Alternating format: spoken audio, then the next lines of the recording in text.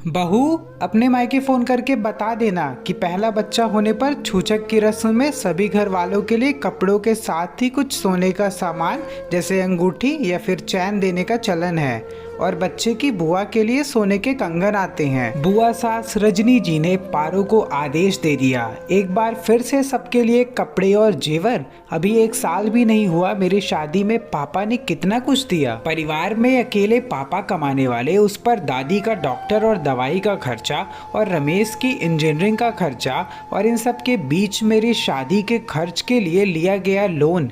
फिर से इतना भारी खर्च कैसे पूरा कर पाएंगे। काश मुझे पता होता कि बच्चा पैदा करने पर एक बार फिर मेरे मायके वालों को नोचा जाएगा तो मैं बच्चा पैदा ही नहीं करती। पारो सोचते सोचते रो पड़ी। तभी उसकी सास निर्मला जी उसके लिए लड्डू लेकर आई। बहू, लड्डू खा लो, भूख लगी होगी। और लाडो अभी तक सो रही है क्या? पारो कुछ ना बोली।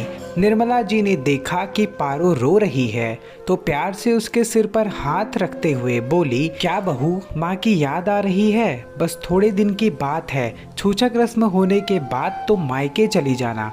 मम्मी जी आपसे कुछ बोलूँ तो आप बुरा तो नहीं मानेंगी? पारो अभी भी रो रही थी।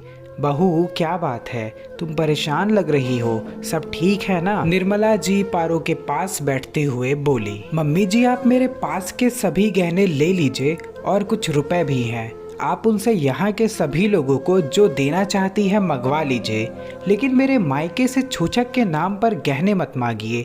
पापा के ऊपर मेरी शादी का ही कर्ज है और फिर घर के खर्चे, छोटे भाई के कॉलेज की फीस। उनके पास अब इतना सामर्थ्य नहीं है कि वो भर भर कर सामान दे पाएं। पारो बोलते बोलते रो पड़ी। पागल हो गई हो बहू, खबरदार जो अपने गहने और रकम देने की बात दोबारा की। मैं हूं ना, तुम क्यों फिक्र कर रही हो? तुम सिर्फ आराम करो और खुश रहो। जच्चा बच्चा दोनों हंसते मुझे दिखने चाहिए, बाकी सब चीज़ की चिंता मुझ पर छोड़ दो, निर्मला जी ने प्यार से डपटते हुए कहा।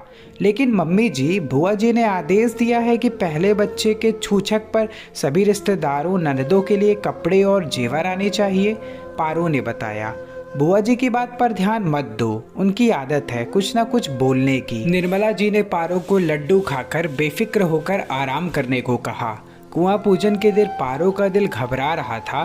पड़ोसी और रिश्तेदारों से घर भर गया था। सुबह से रजनी बुआ जी 4 बार उससे बोल चुकी थी, बहू मायके में अच्छे से बता दिया था ना कि क्या क्या लाना है?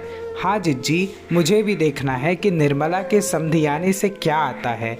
मेरी बहू के मायके से तो आप सभी के लिए बनारसी की साड़ी आई थी और सोने के कंगन आए थे, याद है ना जिज्जी? निर्मला की जेठानी ने घमंड से कहा और तीखी नज़रों से पारो को देखा। अरे जिज्जी और भाभी, आप बहू से क्या पूछ रही? यहाँ आइए और देखिए पारो के मायके से क्या क्या आया है। निर्मला जी के आवाज़ से सभी उनके पास चले गए। पारो ने देखा उसका भाई रमेश आया हुआ है। वो उसके पास आया और लाडो को गोद में लेकर खिलाने लगा। पारो ने मम्मी पापा के बारे में पूछा और फिर धीरे से बोली, भाई सब सामान खरीदने में पापा का बहुत खर्चा हो गया होगा ना? अरे नहीं दीदी, सब सामान जीजा जी और आंटी जी ने खरीदा है। मम्मी ने जो सामान भेजा है आंटी जी ने अपने सामान के साथ वहाँ ड्राइंग रूम में सजा दिया, रमेश ने खुलासा किया। पारो भी निर्मला के पास गई। उसने देखा ड्राइंग रूम में एक कोना सामान से भरा हुआ है। सभी रिश्तेदारों के कपड़े, ननदों के लिए अंगूठी, बेबी के ढेर सारे खिलौने और उसके मायके से आया हुआ सामान भी वहाँ रखा था। सभी रिश्तेदार बहुत खुश थे। रजनी बुआ खुश होकर बोली, वाह निर्मला, तुम्हारे समधियाने ने तुम्हारी इज्जत रख ली, हम सभी को खुश कर दिया। सभी रिश्तेदारों के जाने के बाद पारो निर्मला जी के पैर पकड़कर रोने लगी। थैंक यू मम्मी जी, आज आपने मेरे मायके की इज्जत रख ली, वरना। बहते हुए आंसुओं के साथ निर्मला जी ने पारो को उठाया और उसके बहते आंसुओं को पोंछते बोली, मायके की इज्जत सभी बेटियों के लिए खास होती है, लेकिन यह ससुराल के रिश्तेदारों को समझ नहीं आता। इतना बड़ा परिवार है, कहाँ तक सबको खुश करे, कोई ना कोई नाखुश हो ही जाता है। मैं नहीं चाहती थी कि जो अपमान मेरे मायके वालों का इन लोगों ने किया था वही तुम्हारे मायके वालों के साथ हो।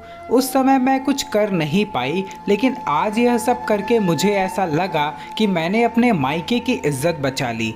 जितना यह घर मेरा है उतना ही तुम्हारा, इसलिए तुम्हारा सम्मान अब मेरा सम्मान है। सास बहू का रिश्ता हमेशा खट्टा और टकरार का होता है।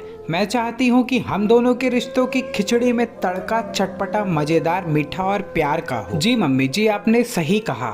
जिस घर में आप जैसी माँ हो उस घर की खिचड़ी में तड़का हमेशा प्यार और विश्वास का ही होगा। आपकी बहू बनना मेरे लिए बहुत बड़ी खुशनसीबी है। पारो की आंखें खुशी से छलक गई। निर्मला जी ने पारो को ऐसे गले लगाया जैसे बरसों का कोई दर्द आज दूर हो गया हो। सो गाइस, क्या आपने भी कभी सास और बहू का इतना प्यारा रिश्ता देखा है? हमें जरूर बताएं।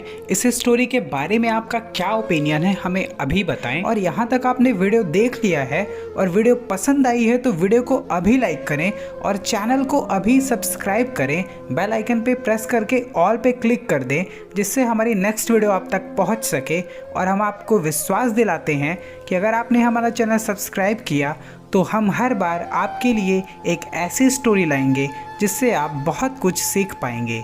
Thank you so much.